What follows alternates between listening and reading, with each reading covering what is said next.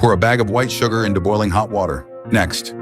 This is what we do to a cat! This becomes the deadliest weapon in prison. Anyone splashed with it is disfigured on the spot. Some inmates can't handle the pressure of this environment and start cutting themselves over and over again. Only pain can calm them down. On his first day in prison, John witnessed all of this. He tried to comfort his cellmate while secretly pressing the emergency alarm in the cell. Not long after, several correctional officers wearing helmets and carrying riot shields stormed in. They dragged the out-of-control cellmate away by force. The scene deeply shook the 50-something-year-old John. 2 days passed, and that cellmate never returned. Then Mike from the opposite cell suddenly walked in. He casually grabbed a bag of sugar that belonged to the cellmate. With a strong sense of justice, John immediately spoke up for his cellmate. He warned Mike that he shouldn't take other people's things. I tell you what, mate, your card's marked. What John didn't know was that Mike wasn't taking the sugar to eat it. He poured the entire bag of sugar into an electric kettle.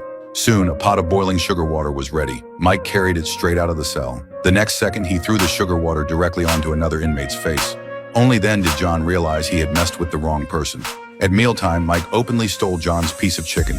For the first time, John said nothing. But when it was John's turn to line up for a phone call, Mike cut in again. He snatched the phone away, stealing not just a spot in line, but the limited call time every inmate depended on. The people around them only watched coldly. No one stepped in. John had no choice but to walk up and try to take the phone back. Give me this off. Give me this off or I'll snap you, Joe. But he didn't want to escalate things, so once again, he backed down. When John returned to his cell, he found that his cellmate had come back.